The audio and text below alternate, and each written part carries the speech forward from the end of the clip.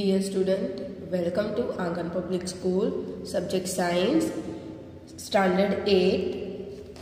Hope you all are doing good, student. This is a chapter number 2, Microorganisms, Friend and Foe. Today we will continue with this topic, food poisoning. Food poisoning, Bojo was invited by his friend to a party and he ate a variety of food stuff. On reaching home, he started vomiting and had to be taken to a hospital. The doctor said that this condition could be due to food poisoning. Food poisoning. बोजो को उसके friend ने बोजो उसके friend के वहाँ invited हुआ था, तो उसने बहुत सारी वैरायटी के फूड खाए थे। तो जब घर पहुंचा तो उसने वोमिटिंग करना स्टार्ट कर दिया, तो उसको हॉस्पिटलाइज करना पड़ा। तब डॉक्टर ने उसको चेक करके बोला कि क्या क्या हुआ है, आपको फूड पॉइजनिंग हुआ है। ओके, पहली wonders how food can become a poison, कैसे फूड पॉइजन बन सकता है। तो food poisoning could be due to consumption of food spoiled by some microorganisms, यानी कि हम कैसा फूड कंज्यूम करते हैं। अगर स्पॉइल्ड फूड कंज्यूम करते हैं, यानी कि जो माइक्रो ऑर्गेनिज्म से जो फूड स्पॉइल्ड हो चुका है वो फूड हम कंज्यूम करेंगे, जो बासी फूड हम कंज्यूम करेंगे। Okay, that's why food poisoning क्या होगा, फूड पॉइजनिंग से हमें सफ़र करना पड़ेगा। यानी food poisoning could be due to the consumption of food spoiled by some microorganism. Microorganisms that grow on our food sometimes produce toxic substance. Microorganisms जो food पे grow होते हैं, ओके, तो समटाइम वो क्या प्रोड्यूस करते हैं, toxic substances, यानी पॉइजनियस सब्सटेंसेस प्रोड्यूस करते हैं। And this make the food poisonous because serious illness and even death. Okay, sometime ये पॉइजनियस फूड की वजह से क्या होता है, बहुत सीरियस इलनेस, बहुत सीरियस बीमारी एलिमेंट होती है और इवन डेथ भी हो जाती है। So it is very important that we preserve food to prevent it from being spoiled. Okay, that's why it's really important to preserve to food from being spoiled. Okay, इसलिए important है कि food को हमें spoil होने से बचाना, उसको preserve करना, संभाल के रखना. तो next topic we will learn about food preservation. How to get food preserve, हम कैसे फूड को प्रिजर्व करेंगे. तो in chapter 1 we have learned about method used to preserve and store food grains. तो how do we preserve cooked food at home. We have to learn already in chapter 1 the method of preserve and store food grain. Food grain कैसे store करते थे, वो बड़े बड़े जो container थे उसमें स्टोर किया जाता था, या तो उसको नीम के लीव्स उसमें डाल के स्टोर किया जाता था. तो ऑलरेडी इसके बारे में हमने चैप्टर 1 में डिस्कस किया है. तो आज हम ये चैप्टर में क्या डिस्कस करेंगे कि how do we preserve cooked food at home. आप कुक्ड फूड जो है, जो कुक फूड है, उसको कैसे प्रिजर्व करोगे. तो you know that bread left unused under most condition is attacked by fungus. आपको पता है कि अगर ब्रेड को खुला रखेंगे हम एक जगह पे, ओके, एक ही जगह पे 2 दिन पड़ी रहेगी, तो वो क्या करेगी, अगर वेदर कैसा होगा, थोड़ा ह्यूमिड वेदर होगा, मॉइस्चर कंडीशन होगी, तो उसमें कौन अटैक करेगा, फंगस अटैक करेगी. तो micro organism spoil our food and spoiled food emit bad smell and has a bad taste and change the colour. जो माइक्रो ऑर्गेनिज्म से फूड को स्पॉइल कर देगा, और ये जो स्पॉइल फूड है वो क्या इमिट करता है, bad smell and bad taste, और उसका कलर भी क्या कर देता है, चेंज कर देता है. Is spoiling of food a chemical reaction.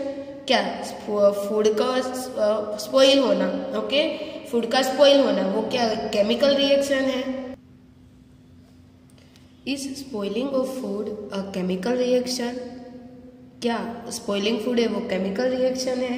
Yes, spoiling of food is a chemical reaction. इसका आंसर मैं यहाँ पे राइट कर रही हूँ. Spoiling of food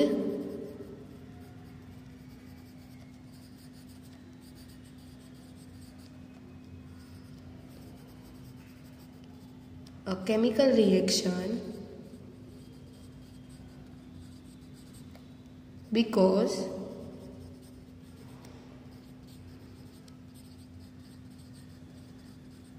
the spoiled food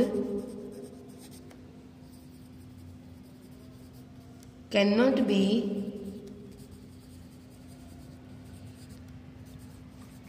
changed back into its original form.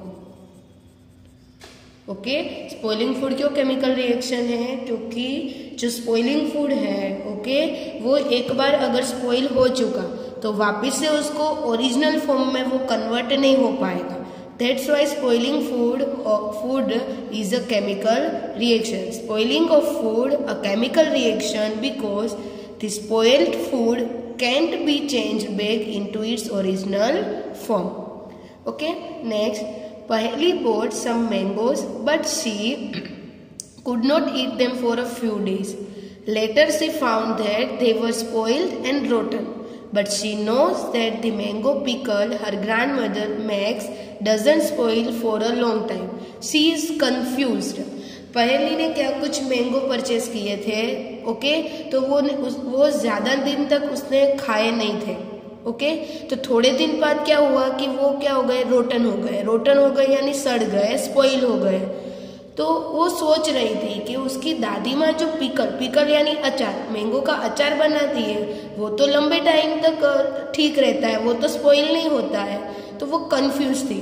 Okay, तो let's talk about the preservation of cooked food. तो how we preserve our food? Let us study the common method of preserving food in our homes, and we have to save it from the attack of microorganisms. First method is chemical method. So in this method, salts and edible oils are the common chemical generally used to check the growth of microorganisms. Therefore, they are called preservatives. Chemical methods में क्या होता है कि जो salt और edible oils होते हैं, edible यानी ईटन यानी कि जो खाने लायक जो ऑयल होता है, ओके, वो कॉमन केमिकल्स होते हैं उसमें. तो जनरली वो यूज होता है कि माइक्रो ऑर्गेनिज्म के ग्रोथ को चेक करने के लिए.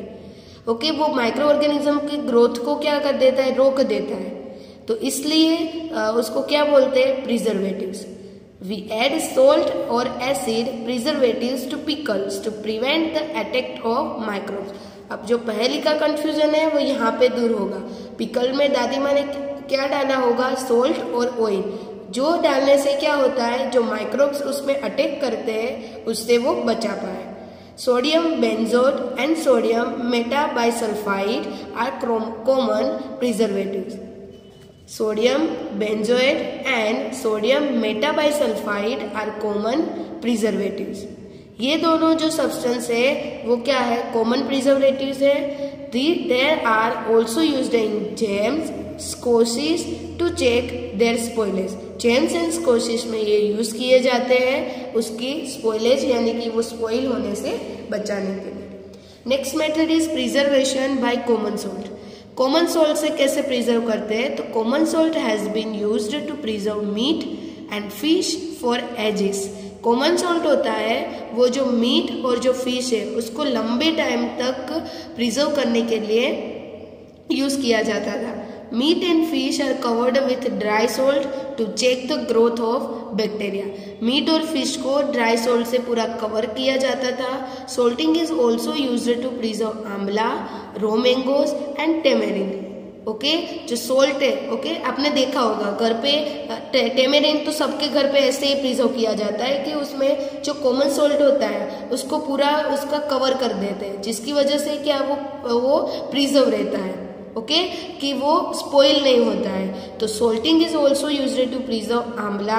आंवला भी हम जो सोल्टी पानी में उसको भिगो के रखते हैं या तो फिर उसको सोल्ट से उसको कवर कर देते हैं तो भी वो स्पॉइल होने से बच जाएगा. जो रो मैंगोज होते हैं उसको भी हम खट्टे पानी में डालते हैं सोल्ट वाले. तो आंवला, रो मैंगोज एंड टेमेरिन ये प्रिजर्व करता है अगर उसमें सोल्ट से हम कवर करेंगे. Preservation by sugar, तो jams, jellies, squashes are preserved by sugar, and sugar reduce the moisture content which inhibits the growth of bacteria which spoil food. जो जेम्स, जेलीज, कोशिश, उसमें क्या शुगर डाला जाता है, तो शुगर जो है वो जो मॉइस्चर कंटेंट होता है, ओके, जो मॉइस्चर कंटेंट यानी जो मॉइस्चर, अगर कोई भी प्लेस मॉइस्चर होगी, ह्यूमिड एटमॉस्फेयर होगा, तो वहां पे डेफिनेटली बैक्टीरिया ग्रोथ होगी। तो उसको रिड्यूस करने के लिए ये 3 चीज में क्या डालते हैं, शुगर डालते हैं, जिससे फूड स्पॉइल होने से बच जाता है। नेक्स्ट है preservation by oil and vinegar.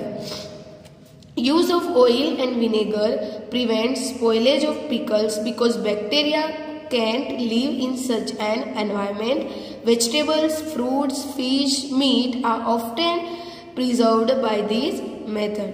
Okay, oil और विनेगर, तो ये दो जो सब्सटेंस है वो क्या, पिकल, अचार को भी बचाता है स्पॉइल होने से, एंड उसमें ऑयल और विनेगर वाले जो सॉल्यूशन यानी कि जो ये जो सब्सटेंस जिसमें भी होते हैं उसमें बैक्टीरिया रह नहीं पाते हैं। ओके, तो पिकल के अलावा वेजिटेबल्स है, फ्रूट्स है, फिश है, मीट है, उसको भी हम प्रिजर्व कर सकते हैं, okay, by oil and vinegar. Next, heat and cold treatments. You must have observe your mother boiling milk before it is stored और यूज्ड। आप लोगों ने ऑब्जर्व किया होगा कि हम घर पे मिल्क को पहले बॉईल करते हैं, फिर उसको थोड़ी देर चिल करने के लिए रखते हैं और फिर हम उसको फ्रिज में डालते हैं। तो ये क्या होती है मेथड, तो boiling kills many micro organisms. Boil क्या करता है, बहुत सारे माइक्रो ऑर्गेनिजम्स को किल करता है। Similarly we keep our food in the refrigerator. हम जब रेफ्रिजरेटर में फूड रखते हैं तो low temperature inhibits the growth of microbes. जो लो टेम्परेचर होता है, ओके, वहां पे माइक्रोब क्या होते हैं, इनहेबिटेड। जैसे कि बॉइलिंग जो है वो माइक्रो ऑर्गेनिजम्स को किल करती है। सिमिलरली हम जब लो टेम्परेचर में जब कुक फूड रखते हैं रेफ्रिजरेटर में, तो उसमें माइक्रोब्स का जो ग्रोथ होता है वो वहां पे अटक जाता है। ओके, तो ये दोनों तरीके से वो प्रिजर्व करता है, बॉइलिंग से बैक्टीरिया किल होता है और रेफ्रिजरेटर में लो टेम्परेचर में माइक्रोब्स का ग्रोथ क्या हो जाता है, वहां पे अटक जाता है। Why does the milk that comes in packets not spoil? My mother told me that the milk is pasteurized. And what is pasteurization? So let us talk about pasteurization. Pasteurized milk can be consumed without boiling as it is free from harmful microbes. Pasteurized milk होता है, उसको consume किया जाता है without boiling, boil किए बिना। Okay, यानी इसकी वजह से वो फ्री होते हैं हार्मफुल माइक्रोब से। The milk is heated to about 70 degrees Celsius for 15 to 30 seconds and then suddenly chilled and stored. Milk को क्या किया जाता है, 70 डिग्री सेल्सियस 70 डिग्री सेल्सियस से 15 to 30 सेकंड तक मिल्क को हीट किया जाता है, फिर उसको चिल करके फिर स्टोर किया जाता है। तो by doing this method it prevents the growth of microbes. This process was discovered by Louis Pasteur. It is called pasteurization. Okay, क्या होता है, पहले मिल्क को हीट करते हैं, फिर उसको चिल करके स्टोर किया जाता है। तो इसकी वजह से क्या होगा कि जो माइक्रो ऑर्गेनिजम्स का जो ग्रोथ होता है, ओके, वो वहां पे अटक जाएगा, वो ग्रोथ फिर नहीं होगा। तो इससे प्रिवेंट करने के लिए ये मेथड यूज की जाती है। ये मेथड कौन सी है, pasteurisation. Okay, next, storage and packing. Storage and packing. These days, dry fruits and even vegetables are sold in sealed airtight packets to prevent the attack of microbes. Sealed airtight packets होते हैं, उसमें fruits और vegetables क्या किए जाते हैं, उसमें conserve किए जाते हैं, जो माइक्रोब्स के अटैक से बचाता है। Okay, These all methods are used to preserving food in our home. Now, let's come to the next point. This is the nitrogen fixation. Nitrogen fixation. You have to learn about the bacteria rhizobium in class 6 and also class 7th. It is involved in fixation of nitrogen is leguminous plant. Leguminous plant यानी pulses. Recall that rhizobium lives in root nodules of leguminous plant such as beans and peas, with which it has a symbiotic relationship. Sometimes nitrogen get fixed through the action of lightning, but you know that the amount of nitrogen in the atmosphere remain constant. You may wonder how. Let us understand this in the next session. अब हम लोगों ने 6 और 7 standard में ये आपने नाम सुना होगा राइजोबियम बैक्टीरिया का। जो लेजिमिनियस प्लांट होते हैं, ओके, उसके जो रूट के नोड्यूल्स होते हैं उसमें क्या होता है, राइजोबियम बैक्टीरिया होता है। तो राइजोबियम बैक्टीरिया कैसे वर्क करता है, तो राइजोबियम बैक्टीरिया जो गैसियस फॉर्म में जो नाइट्रोजन होता है उसको कन्वर्ट करता है सोल्यूबल फॉर्म में, और वो जो सोल्यूबल फॉर्म में जो नाइट्रोजन होता है फिर वो रूट के थ्रू फिर पूरे प्लांट की जो पूरी प्रोसेस है फोटोसिंथेसिस की उसमें फिर कंज्यूम किया जाता है। तो नाइट्रोजन फिक्सेशन यानी जो राइजोबियम बैक्टीरिया है लेजिमिनियस प्लांट में, लेजिमिनियस प्लांट यानी जो पल्सिस के प्लांट होते हैं, जो पीस दाल वो सब, तो जो पल्सिस के प्लांट है लेजिमिनियस प्लांट है उसके जो नोड्यूल रूट में राइजोबियम बैक्टीरिया है which is convert gaseous nitrogen to liquid nitrogen, उसको गैसियस से जो लिक्विड फॉर्म में कन्वर्ट करता है, ओके, और फिर वो प्लांट के डिफरेंट पार्ट्स में कंज्यूम किया जाता है, ओके। तो ये जो नाइट्रोजन है, ओके, नाइट्रोजन है, ओके, नाइट्रोजन हमारे एयर में 78% है, okay, our atmosphere has 78% nitrogen gas. तो नाइट्रोजन हमको एसेंशियल है, प्लांट्स को, लिविंग ऑर्गेनिजम्स को, जो प्लांट्स है उसको एसेंशियल है, पर वो गैसियस फॉर्म में नहीं, और हमारे एटमॉस्फेयर में तो गैसियस फॉर्म में है, तो उसको सोल्यूबल फॉर्म में कन्वर्ट किया जाता है पहले। तो उसकी पूरी एक साइकिल है। तो now let us discuss about the cycle of nitrogen, the nitrogen cycle. Our atmosphere has 78% nitrogen gas. Nitrogen is one of the essential constituents of all living organisms as a part of proteins. जो nitrogen है one of the essential यानी कि बहुत ज़रूरी constituents है जो सब living organisms को एज अ प्रोटीन पार्ट चाहिए होता है, okay, as a part of protein, chlorophyll, nucleic acid and vitamins. तो nitrogen is one of the essential constituents of living organisms as a part of proteins, chlorophyll, nucleic acid and vitamins. तो ये सब part में nitrogen contain होता है। The atmospheric nitrogen cannot be taken directly by plants and animals. जो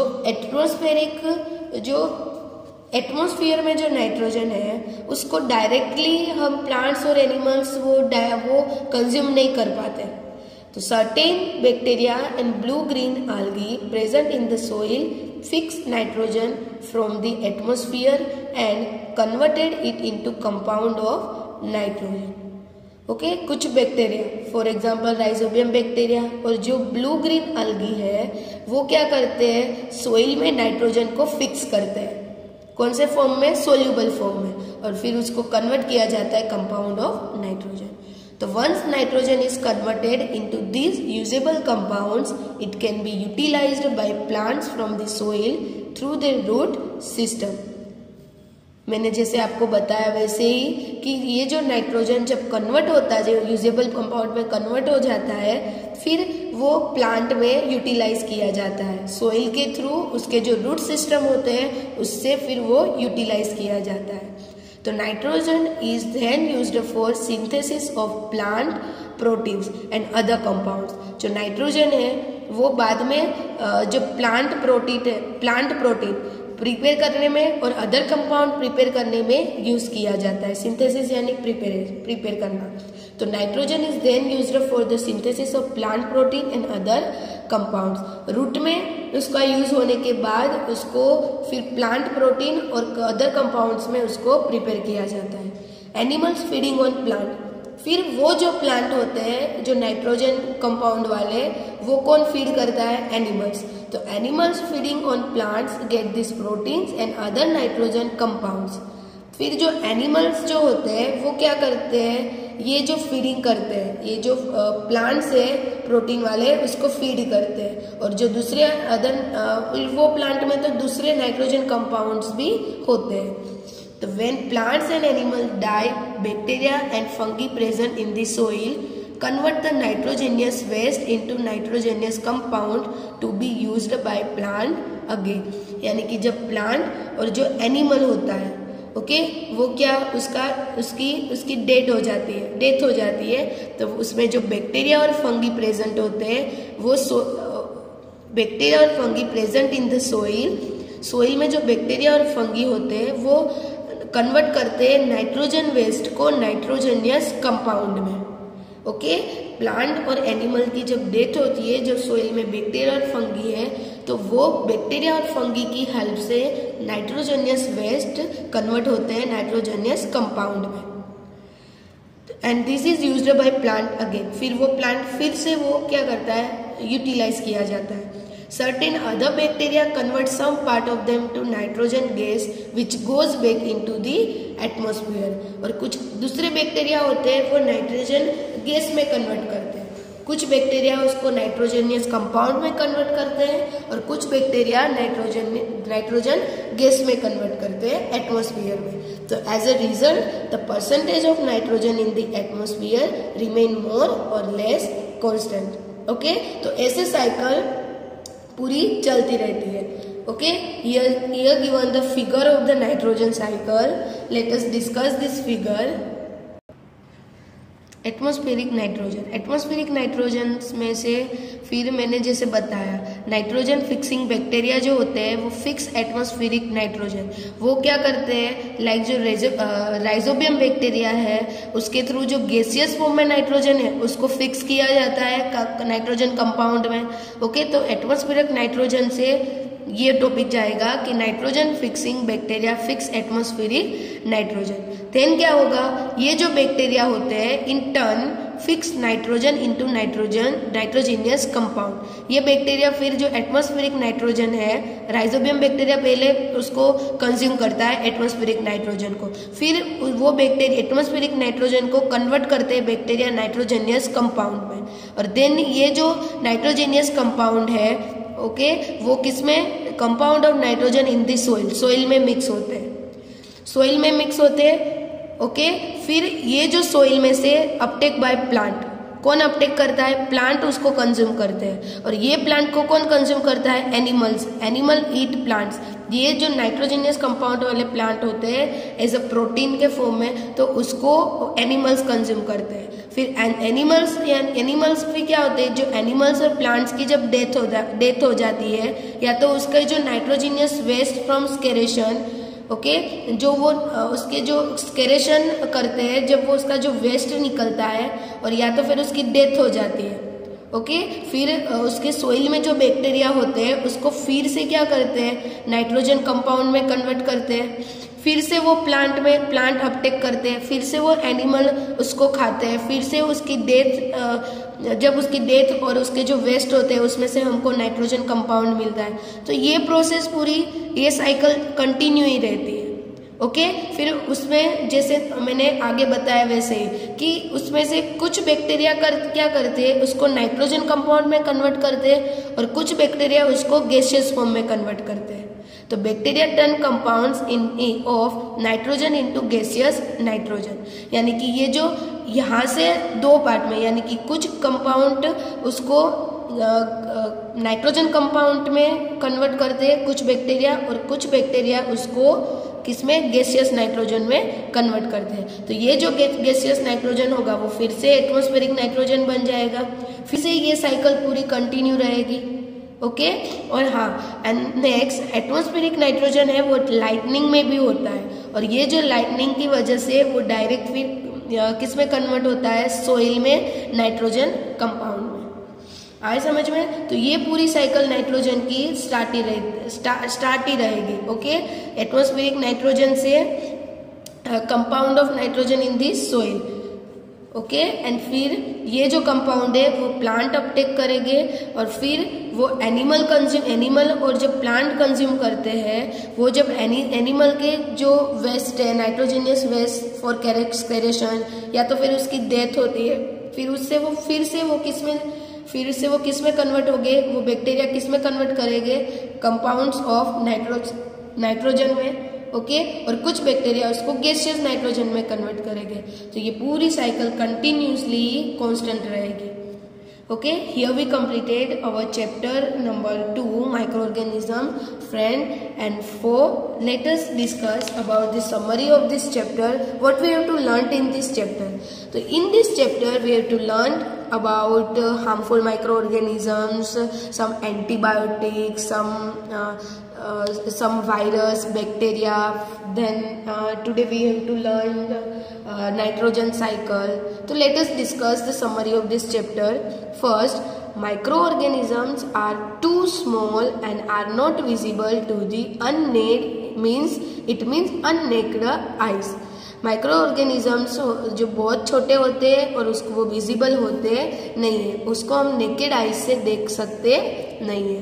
then they can live in all kind of environment ranging from ice cold climate to hot springs and desert to marshlands. All kind of environment में वो survive कर पाते हैं। Microorganisms are found in air, water and in the bodies of plants and animals. Microorganisms air, water and plants और animal की bodies में भी even find किए जाते हैं।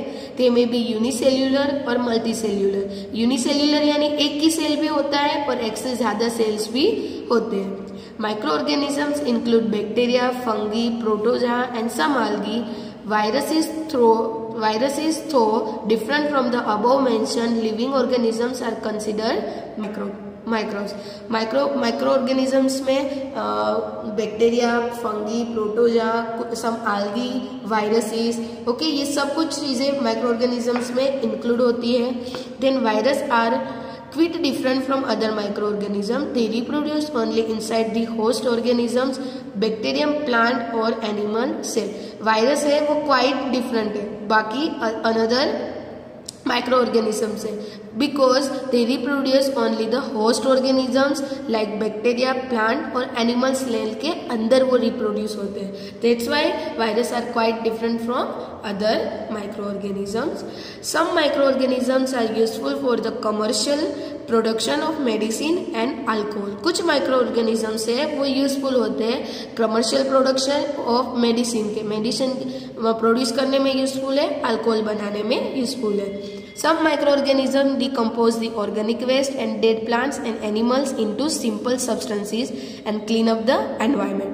कुछ माइक्रो ऑर्गेनिजम्स है ऑर्गेनिक वेस्ट को और डेड प्लांट एनिमल को डिकम्पोज करके उसको सिंपल सब्सटेंस में कन्वर्ट करते हैं और एनवायरमेंट को क्लीन करते हैं।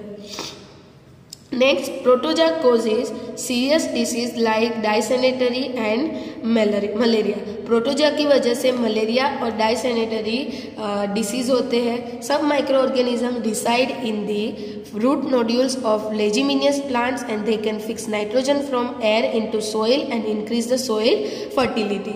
ओके, जैसे हमने डिस्कस किया वैसे ही माइक्रो ऑर्गेनिजम्स रिसाइड यानी लिव, ओके, जो लेजिमिनियस प्लांट के रूट में रहते हैं and they can fix nitrogen. वो क्या करते हैं, एयर में जो नाइट्रोजन है उसको फिक्स करते हैं सोइल में और सोइल की फर्टिलिटी इंक्रीज करते हैं। Some bacteria present in the soil fix nitrogen from the atmosphere and convert into nitrogenous compound. कुछ बैक्टीरिया क्या करते हैं, सोइल में होते हैं जो फिक्स नाइट्रोजन को एटमॉस्फेरिक नाइट्रोजन में कन्वर्ट करते हैं और वो जो है वो कन्वर्ट करते हैं नाइट्रोजेनियस कंपाउंड में। Certain bacteria convert compounds of nitrogen present in the soil into nitrogen gas which is released to the atmosphere. कुछ बैक्टीरिया है okay convert compound of nitrogen present in the soil into nitrogen gas, यानी जो nitrogen gas जो होता है उसको convert, जो soil में नाइट्रोजन कंपाउंड जो प्रेजेंट होते हैं ओके, उसको कन्वर्ट करता है नाइट्रोजन गैस में और फिर वो रिलीज करते हैं एटमॉस्फेयर में। Okay, next, here are some keywords of this chapter.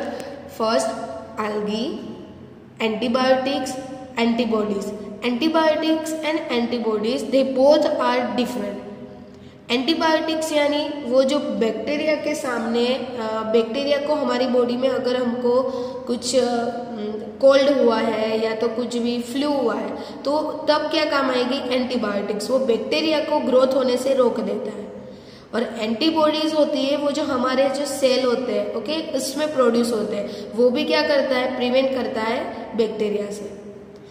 Bacteria, then bacteria carrier, carrier यानी जो फैलाता है बैक्टीरिया को, ओके, लास्ट सेशन में हमने डिस्कस किया था। Communicable disease, fermentation, fungi, lactobacillus, micro organisms, nitrogen cycle, nitrogen fixation, pasteurisation, pathogen, preservation, protozoa, rhizobium, vaccine, virus, yeast. Okay, algae, antibiotics. Antibiotics मैंने बताया वैसे ही वो जो बैक्टीरिया के ग्रोथ को वो क्या कर देते हैं, वहाँ पे स्टॉप कर देते हैं। फिर एंटीबॉडीज वो हमारी इम्यूनिटी बूस्ट करते हैं। ओके, हमको बैक्टीरिया से लड़ने के लिए जो इम्यूनिटी चाहिए हमको वो बूस्ट करते हैं। देन बैक्टीरिया, बैक्टीरिया के बारे में तो आपको पता है, बैक्टीरिया एक यूनिसेल्युलर माइक्रोब्स है। ओके, देन कैरियर में मैंने आपको बताया वैसे ही, कैरियर क्या होता है, कैरियर की वजह से जैसे कि जो मॉस्किटो होते हैं, ओके, वो स्टेल फूड में बैठते हैं तो वहां से फिर वो स्टेल फूड में से कुछ डर्टी प्लेस पे बैठते हैं, फिर वो प्लेस से बैठ के जब स्टेल फूड में आते हैं जब, ओके, तो वहां पे जो बैक्टीरिया, हार्मफुल बैक्टीरिया है वो फूड में आ जाएंगे। तो कैरियर क्या होगा बीच में, वो मॉस्किटो। ओके, देन ए कम्युनिकेबल डिसीज, तो डिसीज जो स्प्रेड होता है एयर, वाटर और फूड या तो किसी इन्फेक्टेड पर्सन के कॉन्टेक्ट से, तो वो डिसीज को क्या बोलेंगे, कम्युनिकेबल डिसीज। देन ए फर्मेंटेशन। फर्मेंटेशन क्या है कि ये जो किसके प्रोडक्शन में यूज की जाती है, अल्कोहल के प्रोडक्शन में यूज की जाती है। ओके, फंगी, लैक्टोबेसियस क्या है, रोड शेप बैक्टीरिया है जो मिल्क को कन्वर्ट करता है कर्ड में। मिल्क को कर्ड में कन्वर्ट करने के लिए ये बैक्टीरिया यूज होता है। माइक्रो ऑर्गेनिजम्स जिसको हम नेकेड आइज से नहीं देख सकते, नाइट्रोजन साइकिल, नाइट्रोजन फिक्सेशन, पेस्चुराइजेशन जो मैंने बताया था वैसे ही पहले गर्म किया जाता है मिल्क को, फिर उसको चिल करके फिर स्टोर किया जाता है, तो ये पूरी प्रोसेस को पेस्चुराइजेशन बोलते हैं। देन पैथोजन यानी डिसीज कोजिंग माइक्रो ऑर्गेनिज्म से जो डिसीज कोज होते हैं, अकर होते हैं, उसको पैथोजन बोलते हैं। प्रिजर्वेशन यानी बचाना, फूड, प्रिजर्वेशन ऑफ फूड, तो फूड को हम उसकी जो मेथड हमने जो डिस्कस की वही। Protozoa, rhizobium, vaccine, virus and yeast. Okay, here we completed our chapter and today's session is completed here. In next session we will continue with the new chapter. Till then, keep learning, stay safe and stay home, student.